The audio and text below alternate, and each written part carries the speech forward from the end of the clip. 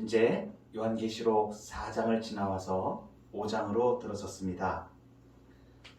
잠깐 요약을 해보면 4장 전체, 요한계시록 4장 전체는 하늘에 있는 보좌에 앉으신 하나님, 그 하나님에 대하여 이렇게 설명을 하죠. 그래서 그 하나님이 창조주와 섭리주로서 온 우주를 통치하시는 모습을 우리에게 보여줬습니다. 그 이제 4장이 하나님의 그 창조주, 섭리주, 그 우주를 통치하시는 거기에 초점이 맞췄다면, 이제 5장부터는 하나님의 그 주권이 구속주이신 예수님을 통해서 어떻게 실행되는지를 보여주는 것이 5장의 내용입니다. 오늘 처음 시작하면서 5장 1절에 내가 보매 보좌에 앉으신 이의 오른손에 이렇게 했습니다. 오른손에 두루마리가 있으니, 두루마리는 책을 말합니다. 안팎으로 썼고 7인으로 봉하였더라 이렇게 되어 있습니다.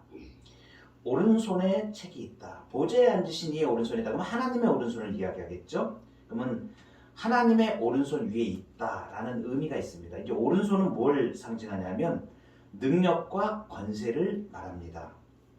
그러니까 하나님의 오른손 위에 책이 있다 그러면은 능력과 권세를 상징하는 오른손이기 때문에 이 책이 들려져 있는 위치가 하나님의 오른손이거든요. 그러니까 하나님께서 이 모든 일들을 결정해 나가신다. 하나님의 주권에 의해서 이 책 안에 어떤 내용이 있는데, 이 책 안에 있는 내용이 누구에 의해서 결정되는가? 그 주권자이신 하나님에 의해서 지금 결정된다. 하나님의 오른손에 들려있다. 그래서 그 하나님의 주권에 결정된다는 것을 말합니다. 그러니까 이것은 세계의 모든 장래, 그것에 대하여 이것을 아시고 주재하시는 하나님의 주권적인 통치를 그대로 보여주는 모습입니다. 그럼 하나님이 이 오른손에 임봉한 책을 이렇게 가지고 계세요. 임봉한 책을 이렇게 가지신 이유가 뭐냐면, 이것을 이제 주님이 사랑하시는 그 교회 가운데 알려주시기 위해서 주권적인 통치의 손으로 이렇게 들고 계신 모습을 보여주시는 것입니다. 그것은 하나님의 특별한 택한 백성인 교회에 그것을 이제 알려주시는 것이죠. 하나님께서 앞으로 할 일, 장래의 일들을 이렇게 알려주신다 하는 의미가 어떤 의미를 가지냐면, 그 창세기에 보면 아브라함에게 하나님이 오셨을 때에 소돔과 고모라를 이제 멸망시키려 하실 때에도 알려주셨죠. 그래서 아브라함에게 나의 하려는 것을 아브라함에게 숨기겠느냐 하면서 말씀하실 때가 있었죠. 하나님께서는 주의 백성들에게, 하나님의 교회에, 주님의 몸된 교회에 이제 하실 일들을 이렇게 알려주신다. 그 오묘한 그 이치를 깨닫게 하신다는 뜻을 가지고 있습니다. 그리고 이제 뒤에 보면 그 오른손에 두루마리가 있으니 안팎으로 썼고 7인으로 봉하였다. 특별하죠. 이 두루마리는 이제 고대의 책을 이야기합니다. 양피지에 보통 이렇게 쓰게 되는데, 그 둘둘둘 말려 있는 거 예전에 이렇게 보셨을 거예요. 둘둘둘둘 말아가지고 이렇게 쫙 피는 거 있죠. 근데 이제 보통의 경우에는 이렇게 이제 말려 있을 경우, 두루마리가 둥글둥글둥글 이렇게 말려 있을 때 이렇게 쫙 피는데, 보통의 경우에는 그 안쪽에만 글을 쓰게 돼 있습니다. 그런데 이제 쓸 공간이 많이 부족하면 어떻게 되면 바깥에도 쓰는 거죠.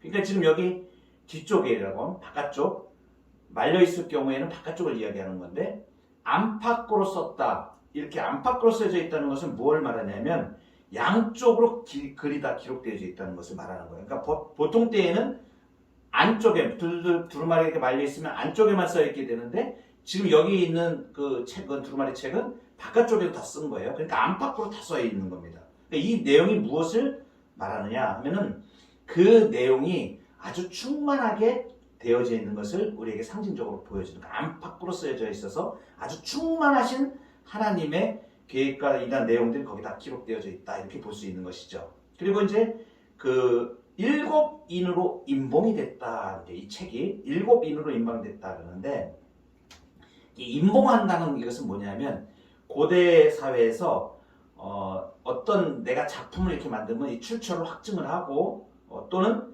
그거를 풀어가지고 다른 사람이 이렇게 고치거나 위조하고 변조하는 걸 방지하기 위해서 말아서 봉하는 것을 말하는 거예요. 그때 이제 봉할 때 쓰는 그 형태가 어떤 거냐면 젖은 진흙이나 밀랍 용기, 밀랍이 용기 같은 데다가 이렇게 봉해지는 역할을 이렇게 하게 되고 문서의 마감을 인증하기 위해서 사용을 했습니다. 그래서 이건 변작을 방지하는 거예요. 그러니까 7인으로 봉하였다. 그러니까 7이라는 숫자를 우리가 알죠. 7이라는 숫자는 완전함을 말하는 것과 하나님께서 이 지금 두루마리 책을 주님 하나님의 오른손에 지금 이 책이 들리는데 두루마리 안팎으로 썼는데 그걸 갖다가 7인으로 봉해놨다. 이 얘기는 뭐냐면 허락받지 않은 사람은 누구도 이 인봉한 것에 접근할 수 없다. 볼 수가 없는 거예요. 허락된 자만 이것을 지금 볼 수 있게 만들어 놓으신 것이죠. 7인으로 봉한 겁니다. 그리고 또 한 가지는 뭐냐면 사람에 대해서도 말하지만 이 봉해놨다는 것은 이것을 풀어서 보려면 어떤 지정한 시점까지 가야 이것을 풀어서 볼 수 있는 것을 말하는 거예요. 두 가지 의미를 가지는 것이죠. 그러니까 아무나 다 열어볼 수 없게 그리고 지정된 시점까지 가서만 열어볼 수 있게 허용되지 않는 것을 말합니다. 그래서 이제 이것을 이렇게 표현하죠. 7인으로 인봉되었다는 한마디로 이 뜻을 말하면 무슨 뜻이냐면 이 계시의 7 내막에 대한 엄중한 은익, 아주 숨겨져 있게 아주 엄중하게 이렇게 보관되어 있는 것, 숨겨져 있는 것, 이 상태를 지금 표현하는 것을 말합니다. 그래서 이제 뒤에 7인을 이제 띄게 되죠. 뛰시는 분이 나와서 7인을 뛰는 상황들이 요한계시록에 쭉 이어져 나가는데 첫 번째 뛸 때 어떤 일이 쫙 나오죠. 여러분 빨리 보고 싶죠, 그죠? 빨리 열어서 이거 봐야죠. 근데 우리가 똑같은 이제 7인으로 딱 봉해져 있다는 이것을 보고 바로 우리는 어떤 마음이 드냐면 저거 좀 빨리 좀 열어서 봤으면 좋겠다 이런 마음 같잖아요.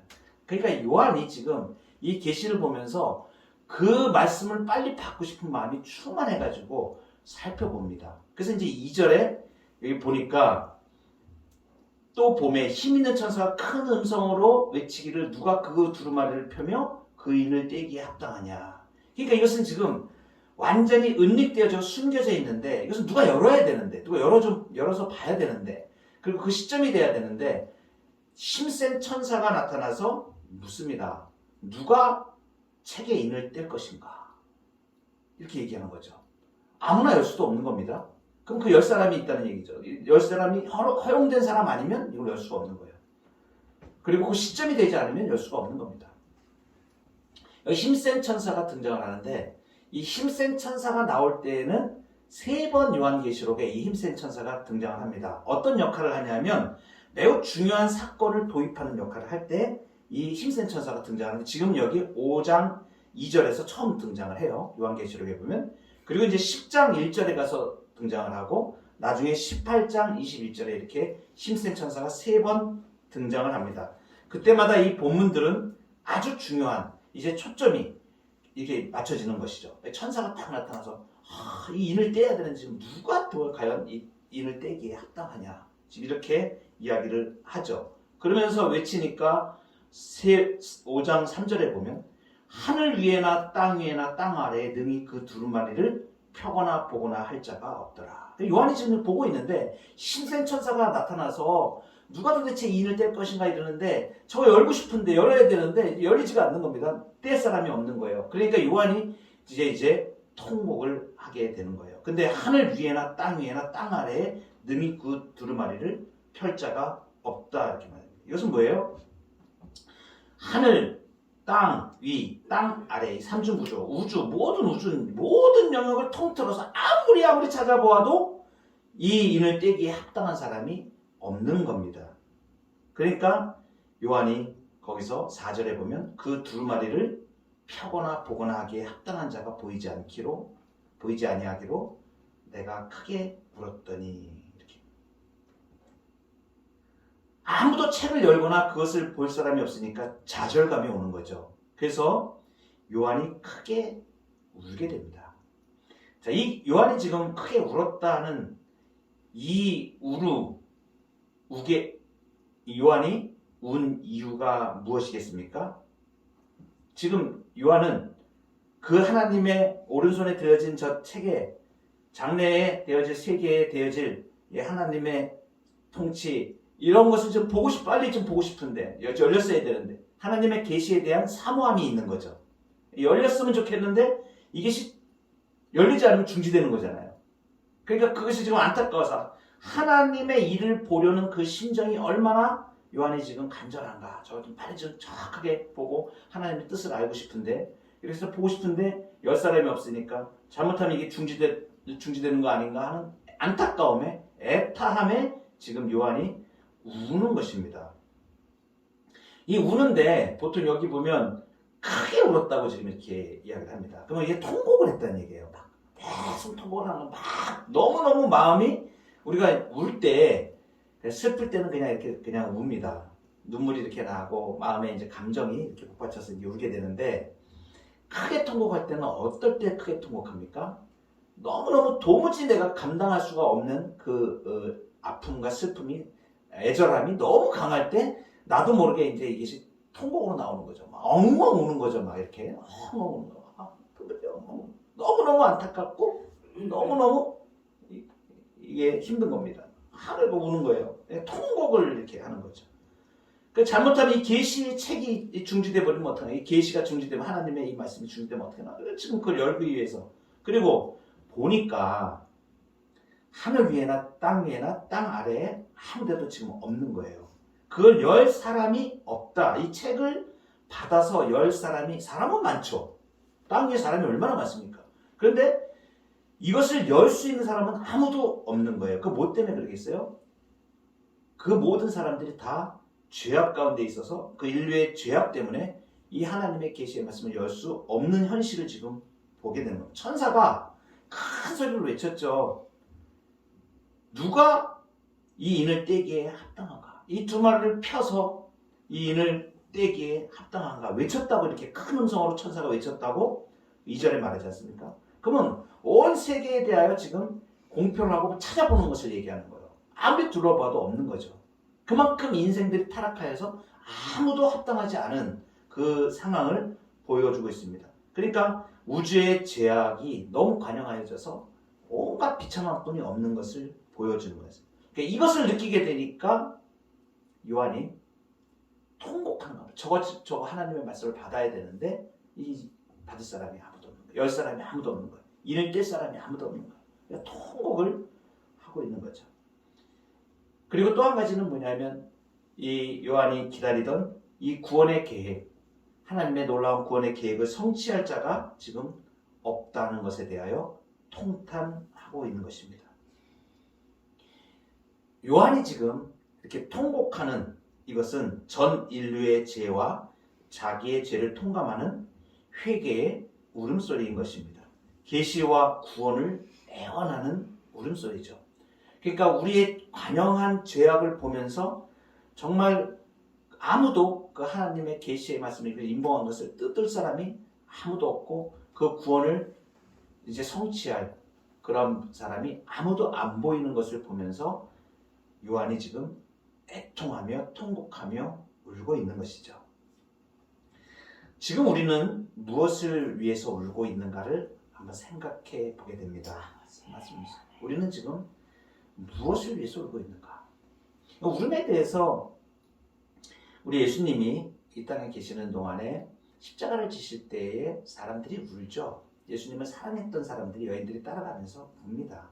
그때 예수님이 뭐라고 말씀하시냐면 나를 위하여 울지 말고 너희와 너희 자녀를 위하여 울라 이렇게 얘기해요. 이 말씀은 지금 오늘 우리 성도들에게 신자들에게 우리 신자들이 지금 무엇을 위해서 정말 울어야 되는가 하는 것을 우리에게 시사를 해주죠. 하나님의 구원 계획과 하나님의 마음을 알게 되면 우리가 어떤 것을 위해서 울어야 되는가를 우리가 명확히 알 수 있습니다. 이제 우리 그 한국 교회가 지금 이렇게 온 현실까지 이렇게 보면 이제 사회도 그렇죠. 사회도 그렇고 우리가 믿음 생활하는 이 믿음 현장도 그렇습니다. 가만히 이렇게 살펴보면 얼마나 그 교회가 위기의 상황에 봉착을 했는지를 우리가 알게 되고, 이제 이단들이 굉장히 크게 반응을 하지 않습니까? 그래서 굉장한 말씀에 굉장히 위협이 되어지고 진리를 흐트러뜨리는 이 사건들이 이제 우리 피부 각 곳곳에 주변에 너무나 많은 것을 우리가 보게 됩니다. 진리의 말씀이 약하여질 때 이단들은 반응을 합니다. 사단이 그 틈을 타가지고 많은 사람들의 마음을 뺏어가고 진리의 말씀을 알지 못하게 이렇게 하기 때문에 한국 교회는 정말 지금 너무너무 심각합니다. 이제 목회자로서 보면 더 심각한데, 저는 이제 신앙인으로서 어렸을 때부터 신앙을 하면서 한국 교회와 같이 해왔기 때문에 정말 이 어려운 상황이구나. 그냥 이 진리의 말씀을 우리는 지금 이렇게 잘 배워오고 또 이 말씀을 잘 판별하여서 진리의 말씀 가운데 서가지만, 바로 앞에만 나가면 신앙생활 멀쩡히 하던 사람이 이단에 휩쓸려 가지고 분별력이 없습니다. 무엇이 옳은지를 모르는 거예요. 그리고 진리의 말씀이 어떤 것인지를 깨닫지를 못하는 거예요. 그러니까 이상한 데 쫓아다니게 되고 혹하게 되고, 그리고 그 중심에 하나님의 말씀의 진리로 바로 뿌리를 내리고 있지 않으면 외부적인 어떤 상황이 옆에서 유혹하며 사단이 공격을 할 때 바로 흔들립니다. 너무 어려운 상황이에요. 지금 우리 한국교회 상황은 진리의 말씀도 그렇고, 그것이 무엇 때문에 그러냐면 말씀이 변질되었기 때문에 그렇습니다. 말씀이 왜곡되었기 때문에 그렇습니다. 그러니까 우리가 이제 처음 한국교회가 이렇게 지금 성장해 올 때, 지금까지는 초기에 평양 대부흥 운동을 이렇게 부흥을 이룰 때는 무엇 중심이었냐면 사경의 중심이었습니다. 교회의 신앙생활의 모든 부분에 말씀이 기본이 되어져서 말씀을 가르치고 배우고 그 말씀대로 따라가는 일들이 굉장히 중심이 되어져서 아주 견고한 믿음으로 이렇게 성장을 해왔는데, 어느 순간에 교회가 성장을 하면서 성장 위주로 이렇게 나가게 돼요. 교회가 성장하는 건 좋았는데 뭐냐면 이게 세상적인 관점으로 변질되기 시작한 거죠. 그래서 교회가 어느 순간에 사경의 중심이 아니라 사람들의 행복을 추구하는 그런 쪽으로, 그래서 복을 빌어주는 기복신앙으로 가게 되고, 또 한편으로 우리 한국 교회들 가운데 거대한 교회로 역할을 했던 교회들이 굉장히 중요한 교회 부흥에 기여하는 것은 사실입니다.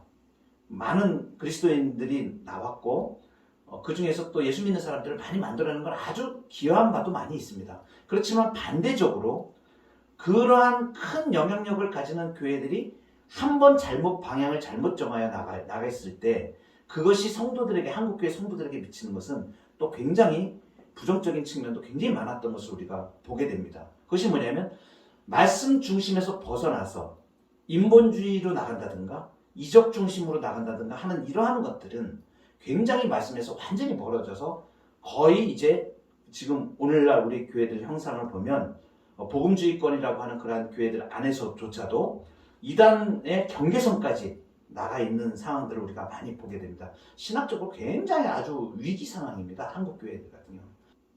우리 때는 그래도 지금 몇십 년 이렇게 신앙생활 하신 분들은 관계없어요. 왜냐면 우리는 신앙이 별로 흔들릴 이유는 별로 없어요. 근데 지금 다음 세대들을 보면 이건 완전히 지금 한국 교회의 미래가 이건 정말 암담할 수밖에 없습니다. 당장 우리의 자녀들을 한번 보세요. 우리의 신앙의 어떤 그런 부분들이 지금 전수되어져 있는가? 곳곳에서 이런 현상들을 봅니다. 그럼 우리 다음 세대 정말 지금 그 암흑 가운데 완전히 지금 갇혀 있다는 거죠. 그래서 우리 하나님의 말씀으로 이 진리를 바로 가르치고 말씀의 은혜를 우리 다음 세대에 이렇게 이어가고 하는 지금 우리가 하고 있는 교회에 이 복음이 얼마나 소중한 것인가를 지금 하나님께서 진짜 바람 앞에 등잔처럼 이렇게 위기 상황의 한국 교회 가운데 하나님께서 붙드시는 이 교회들을 통해서 이 진리를 파수하시고 이끌어 가시고 우리 다음 세대들에게 마지막 희망으로 지금 이렇게 보여진 겁니다. 사실은 바른 신학과 바른 교회로 바른 신앙으로 주의 말씀을 지키고 파수하는 교회가 그렇게 많지가 않습니다. 그래서 그만큼 우리가 지금 신앙하고 이렇게 지켜나가는 이 교회가 얼마나 소중한가를 우리가 다시 한번 보게 됩니다.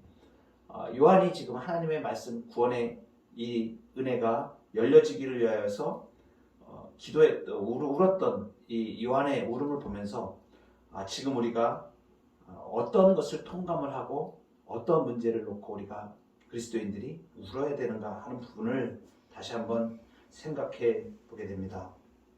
4절에 보면 그 두루마리를 펴거나 보거나 하기에 합당한 자가 보이지 않기로 내가 크게 울었다. 이렇게 요한이 울고 있는데 장로 중에 한 사람이 내게 말하되 울지 말라.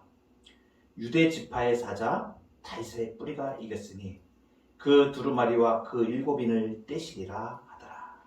아멘. 그 울고 있는 이 상황 가운데, 절망의 상황 가운데 장로 중에 한 사람이 말합니다. 울지 말라. 유대 지파의 사자 다윗의 뿌리가 이겼으니. 그랬습니다.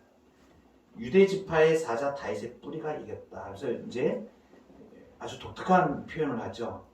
누구를 말합니까? 유대 지파의 사자 다윗의 뿌리는 예수님을 말합니다. 이제 6절에서는 그것을 어린 양이라고 표현했죠. 오늘 오전 설교에서도 어린 양에 대해서 6월절 어린 양에 대한 부분을 말씀을 드렸는데 우리 주 예수 그리스도를 예표하는 구약의 6월절 어린 양이 예수 그리스도로 성취되어지는데 그 예수 그리스도께서 지금 이제 여기 다시 등장하는 모습을 보게 됩니다. 유대 지파의 사자다. 이 말씀은 창세기 49장 9절에 있는 말씀을 인용한 것입니다. 이게 배경이 되는 것이에요. 유다는 사자 새끼로다. 내 아들아 너는 움킨 것을 찢고 올라갔도다. 그가 엎드리고 웅크림이 수사자 같고 암사자 같으니 누가 그를 범할 수 있으랴. 이렇게 말합니다. 이 창세기 49장 9절 말씀은 누가 한 이야기냐면 야곱이 12아들을 축복을 합니다. 야곱의 12아들에서 12지파가 나갔죠. 그래서 이제 각 지파마다 이렇게 축복을 하는데 그 내용 중에 유다 지파에 대하여 야곱이 축복을 하는 그런 내용인데 그 내용이 이 내용이 예언의 내용입니다. 예수 그리스도를 향하고 있는 거예요. 유다는 사자 새끼로다. 내 아들아 너는 움킨 것을 찢고 올라갔도다. 그가 엎드리고 웅크림이 수사자 같고 암사자 같으니 누가 그를 범할 수 있으랴. 그래서 사자로 지금 표현을 하죠. 그래서 이 사자는 어떤 모습인가? 사자는 굉장히 강한 동물이죠. 동물 중에 가장 강한 동물입니다. 이김을 상징합니다. 이기는 자의 표상으로 되어지죠.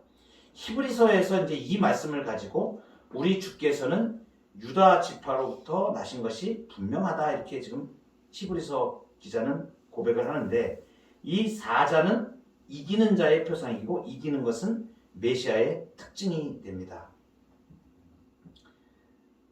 최초의 복음이라고 하는 창세기 3장 15절이 있습니다. 여인의 후손은 네 머리를 상하고 너는 그의 발꿈치를 상하리라. 뱀에 대하여 지금 얘기하는 것이죠. 뱀에 대하여 하나님께서 저주하시면서 말씀하시는 것이 여인의 후손은 네 머리를 상하게 하고 너는 그의 발꿈치를 상하리라. 이렇게 말해요. 이것이 무엇입니까? 예수께서 사단의 권세를 정복하는 것을 말하는 거예요. 그래서 예수께서 구원자 되심을 말하는 최초의 복음입니다. 이 창세기 3장 15절의 메시아 예언이 있은 후에 하나님의 백성들은 이 메시아를 계속 기다려왔습니다. 사단의 권세를 완전히 누르고 승리하실, 죄와 사망의 권세를 완전히 정복하실 메시아를 기다려왔죠. 그래서 예언자들은 이 메시아를 사자로 계속 비유하기도 했습니다. 또는 이제 메시아에 대한 비유를 왕으로 이렇게 비유하기도 했습니다. 그래서 지금 유대 지파의 사자 이렇게 말씀하시는 예수 그리스도께서 유다 지파로부터 나시죠. 그리고 그 메시아를 지금 말씀하시는 것입니다. 그리고 이어서 다윗의 뿌리라고 이렇게 이야기합니다. 이 다윗의 뿌리의 배경은 이사야서 11장에 있는 말씀입니다. 11장 1절에 보면 이새의 줄기에서 한 싹이 나며 그 뿌리에서 한 가지가 나서 결실할 것이요. 여기 이새의 줄기에서 한 싹, 그리고 그 뿌리 이렇게 나오는데 여기서 다윗의 뿌리를 얘기합니다. 이새의 뿌리는 다윗의 뿌리를 이야기합니다. 그런데 특별하게 지금 이새라고 표현을 하죠. 다윗의 아버지 이름입니다. 그러니까 이새라고 이렇게 그러면 다윗이라고 표현했으면 문제가 없는데 왜 이새라고부터 이렇게 표현을 했을까? 다윗의 아버지 이름인데 다윗을 대신하는 이름으로 지금 이새라는 것을 표현한 거예요. 이것은 무엇을 말하냐면 이새는 당시의 왕조가 아니었습니다. 왕조가 아니었는데 하나님께서 이새의 아들을 택하죠. 그래서 다윗을 택하여서 왕조를 세우십니다. 이것은 뭐냐면 이 왕조의 출발이 이 이새라는 이름을 말하는 것이 왕조에서 나온 것이 아니고 이 왕권이 누구로부터 왔다는 것을 말하는 거냐면 하나님으로부터 이 왕권이 나왔다는 것을 의미하는 거예요. 출발이 이 사람들은 그 왕조가 아니고 비천한 가운데에서 하나님의 선택에 의해서 이 왕조가 시작되었음을 나타내십니다. 그래서 이새의 뿌리, 이것은 이제 오늘 우리 5절에 다윗의 뿌리가 이겼으니 라고 하는 이것의 배경이 되어지는 것입니다. 이 뿌리는 무엇을 말하냐면 이렇게 나무가 있으면 그루터기를 말합니다. 베어져 가지고 나무가 베어졌는데 그루터기는 남잖아요. 밑에 베어진 밑에 뿌리가 있는 이것이 남는 것이죠. 만약에 이제 그 그루터기에서 양분이 다시 공급이 되어져 가지고 다시 이제 줄기가 나오고 나무가 나올 수가 있는 거죠. 오랫동안 다윗 왕통이 끊어지죠. 그래서 이제 인간적인 혈통의 그 다윗 왕조가 기원전 586년에 바벨론에 완전히 패망함으로 남유다 왕국이 다 패망함으로 완전히 왕조가 끊깁니다. 그러고 나서 한동안 왕조가 이어지지 않죠. 없습니다. 왕조가. 그 다윗의 계보에서 왕으로 오신 이분이 이제 계승이 된 것이 나중에 예수 그리스도로 이제 계승이 되는 것이죠. 그러니까 그 남아있는 그루터기 오랫동안 끊어져 있다가 예수 그리스도로 말미암아 다시 계승되는 것입니다. 영적으로 이제 이 왕권을 지금 말하는 것이죠. 그래서 이제 열왕기를 우리가 공부하다 보면 다윗 왕조에 대하여 다윗에게 언약을 세워 하나님께서 언약을 세우십니다. 그래서 네 왕권이 영원하리라고 말씀하십니다. 네 왕권이 영원하리라. 근데 역사에서 보면 다윗 왕조는 끊기거든요. 네 왕권이 영원하리라 이 말씀은 지금 무엇을 말씀하신 건 예수 그리스도로 인해서 영원한 왕이 예수 그리스도로 나오실 것을 말하는 거예요. 그러니까 메시아가 오실 것을 말하는 것이 바로 다윗 왕조의 다윗에 대하여 왕권을 얘기하실 때 인간적인 그 왕권은 거기서 다 끝납니다. 586년에 다윗 왕조는 다 끝나요. 그런데 영원한 왕권으로 예수 그리스도께서 메시아께서 그 다윗의 혈통에서 나셔서 영적으로 완전히 영원한 왕위를 가지시는 것을 말합니다. 근데 이 분이 이겼다 이렇게 얘기합니다. 유대 지파의 사자 다윗의 뿌리가 이겼으니 그 두루마리와 그 인을 7인을 떼시리라. 이긴 것은 무엇을 말하는 것인가? 이것은 예수 그리스도께서 십자가에 못 박히심으로 구속사업을 성취하신 일을 말하는 것이죠. 그러니까 승리죠. 그러니까 사단이 예수님의 발꿈치를 상한다. 창세기 3장 15절에 발꿈치를 상하게 한다는 것은 예수님이 십자가에 달리시는 그 사건을 말하는 거예요. 인간적인 죽음을 당하시는 거죠. 그런데 완전히 그 발꿈치를 상하게 하지만 그 메시아는 예수 그리스도는 사단의 세력을 완전히 다 멸하시는 거죠. 그 머리를 짓밟아서 으깨시는 것이죠. 그래서 사단과 죄의 권세와 사망과 세상을 완전히 이기시고 승리하시는 다윗의 뿌리가 이겼으니 그 두루마리와 그 7인을 떼시리라. 이것은 이제 예수님께서 7인을 이 봉한 이 책을 두루마리를 여시고 그 계시의 의미를 다 가지신 분뿐만이 아니라 가장 중요한 것은 뭐냐면 유대 지파의 사자 다윗의 뿌리가 이겼다. 예수 그리스도께서 이 계시의 내용대로 심판을 집행하실 것을 말하는 거예요. 예수님이 7인을 떼신다, 이겼다라고 하시는 이제 이 계시의 내용대로 집행하신다. 이것은 무엇을 말하냐면 예수님께서 이 계시 그리고 구원 그리고 심판의 주체가 되심을 우리에게 지금 말해주는 것입니다.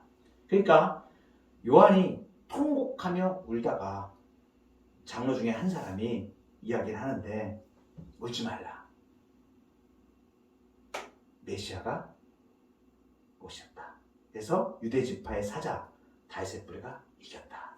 그래서 이분이 이거를 집행하실 것이다. 이제 구원과 심판을 집행하신다.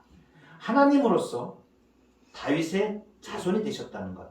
하나님이 하늘 보좌를 버리시고 인생이 되셔서 인간의 몸을 입으시고 이제 십자가에서 우리의 짐을 다 맡아 지시고 그렇게 승리로 사단의 권세를 완전히 멸하신 예수님으로 구원과 심판의 책임자로 이제 나가시는 것을 우리에게 보여줍니다. 이분이 우리 주 예수 그리스도십니다. 그러니까 우리가 이 땅을 살아가며 이 구원과 심판의 모든 일을 하나님의 뜻대로 집행하시고 실행하시는 예수 그리스도의 통치 가운데 지금 우리가 살고 있습니다. 요한계시록의 상황에서 이 말씀을 들었던 요한계시록에 나온 7교회의 성도들은 당시에 로마의 압제와 그리고 그 보이지 않는 한 치 앞도 보이지 않는 불투명한 현실 그리고 말할 수 없는 박해, 고통 이러한 상황 가운데에서 신앙생활을 했던 사람입니다. 우리는 사실은 지금 물질 문명의 이 아래에서 어떻게 보면 너무 편한 것 때문에 신앙이 위협을 받는 그런 상황에서 우리는 신앙생활을 하고 그럼에도 불구하고 우리 교회를 공격하는 수많은 위협들과 적그리스도와 사단의 이러한 많은 공격들 가운데에서 우리의 희망이 되신 예수 그리스도께서 반드시 주님의 몸된 교회를 보호하시고 주의 백성들을 보호하시고 이 믿음의 역사를 이루어 나가도록 이끌어 가시고 통치하시고 다스리신다. 그 주님이 계시기 때문에 우리는 그 주님을 믿고 우리에게 주신 사명들을 우리가 믿음으로 실현해 나갑니다. 우리의 현실이 아무리 암울할지라도 그래도 지금 안팎으로 수많은 위기와 교회의 위기와 많은 것들을 보지만 하나님께서는 그루터기 같이 이 땅에 주의 백성들을 남기셔서 지금 주의 백성들을 통하여 이 위대한 구속사역을 지금 예수님이 해가십니다. 그리고 그 손에 우리 교회도 붙들림 받아서 이러한 일들을 사명으로 우리가 감당합니다. 우리가 지금 한번 예배하고 주님을 따라서 복음을 증거하고 우리의 삶의 일탄에서 주의 복음을 들고 믿음으로 살아가는 이 현실이 정말 우리 지금 이 시대 가운데 얼마나 소중한 일인지 주님이 우리를 통하여 이기신 주님께서 그 승리하는 모습으로 교회는 망하지 않습니다. 신자는 망하지 않습니다. 예수님께서 붙잡고 계시고 반드시 주의 은총의 손으로 주님의 뜻을 이루어 가십니다. 여기에 쓰임받고 믿음으로 나가는 저와 여러분 되기를 소망합니다.